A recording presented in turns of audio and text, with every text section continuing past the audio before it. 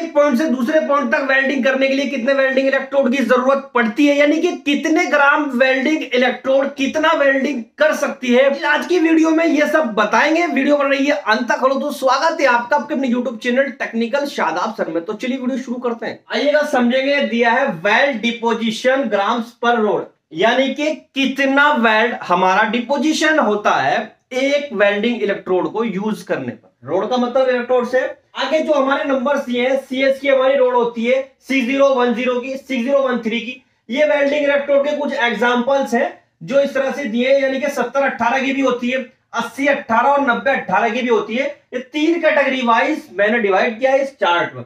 तो आगे देखते हैं। इसमें ये 2.5 mm की जो इलेक्ट्रोड होगी इसको 12 नंबर की कहेंगे। ये हमारी 10 नंबर की हो जाती है, ये हमारी 8 नंबर की कह लेते हैं, और इसको हमारी 6 नंबर की हो जाती है। तो इस तरह से वेल्डिंग इलेक्ट्रोड होती है 12 नंबर, 10, 8 और 6। इनके साइजेस होते हैं 2.5 mm, यानी कि इसकी जो डायामीटर होगा इलेक्ट्रोड का जो 12 नंबर की कहलाएगी उसका डायामीटर 2.5 mm होगा, और इसका डायामीटर 3.15 होगा या 3.20 भी आ जाता है बहुत सारी कंपनीज का। और ये 8 नंबर की हमारा 4 mm होगा, और ये हमारा 6 नंबर का 5 mm होगा वेल्डिंग इलेक्ट्रोड का डाया। इस तरह से ये इसके डायमेंशंस होती है। आगे इसमें दिया है कि कितना कंजप्शन इसमें हो रहा है। 2.5 mm की जो वेल्डिंग इलेक्ट्रोड होती है उसके अंदर जो कंपोजिशन दिया है 10.60, यानी कि 10.60 इतने ग्राम हमारी इलेक्ट्रोड में यूज होगा, जो 350 mm लेंथ की होगी। देखिए इसमें दो तरह की लेंथ आती है सभी वेल्डिंग इलेक्ट्रोड में, एक 350 mm की लंबाई की आती है और दूसरी 450 mm लंबाई की आती है। तो दोनों जो ये दो बार में कंपोजिशन दिए, यानी कि 10 और 14, ये 350 में, 450 में। इसी तरह अगर मैं 10 नंबर की बात करूं तो 16.83 ये आता है कितना कंपोजिशन, यानी कि इतना ग्राम हमारा वेल्ड हो जाएगा इतने mm की लंबाई की जो वेल्डिंग इलेक्ट्रोड होगी 10 नंबर की। और जो 450 लंबाई की अगर हो गई तो उसमें 22.95 की इतना ग्राम होगा। इसी तरह 8 नंबर में दिया है 22, ये 350 है और ये 450 है। सभी में यहां पर 350 होगा और यहां पर 450 होगा। तो इस तरह से ऐसे कर लेंगे, ठीक है। 350 हो गया और ये 450 हो गया। तो दो तरह की लंबाई हमारी आती है वेल्डिंग इलेक्ट्रोड में। ये देख लेना है कि कितनी लंबाई की वेल्डिंग इलेक्ट्रोड है और कितने नंबर की है, उस तरह से कंपोजिशन आते हैं। ये सब पूरा का पूरा चार्ट दिया है।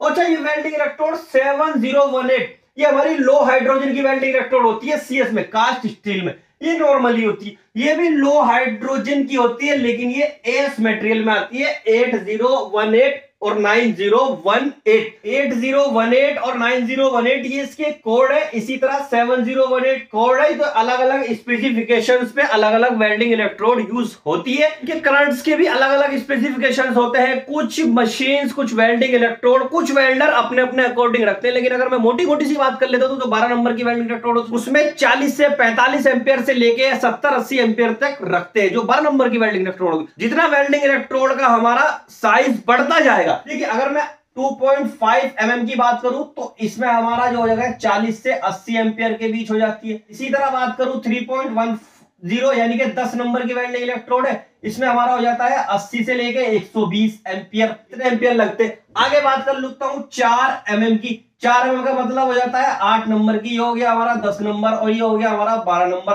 तो इसके जो एम्पियर हो गए ये 120 से लेके 180 एम्पियर तक रख सकते हैं। और बाकी डिपेंड करता है कि वेल्ड हम कहां पर कर रहे हैं, हमारी जॉब क्या है, पोजीशन क्या है, ये सब डिपेंड करता है। आगे बात कर लेता हूं कि 180 से 225 या 230 तक एम्पियर तक रख सकते हैं। ये हमारी 5 mm यानी कि 6 नंबर की वेल्डिंग इलेक्ट्रोड होती है। इस तरह से इनके एम्पियर्स भी रख सकते हैं। बाकी इन सब चार्ट से और सब पूरे पाइपलाइंस का जब भी वेल्ड करेंगे तो एक फॉर्मूला होगा जो मैंने थंबनेल में भी दिखाया है, वो फॉर्मूला बताता हूं। देखिए छोटा सा फॉर्मूला ये देखिएगा जो थंबनेल में भी मैंने दिखाया है कि केजी पर इलेक्ट्रोड, यानी कि कितना केजी एक इलेक्ट्रोड में रिक्वायर होता है पर वेल्ड में।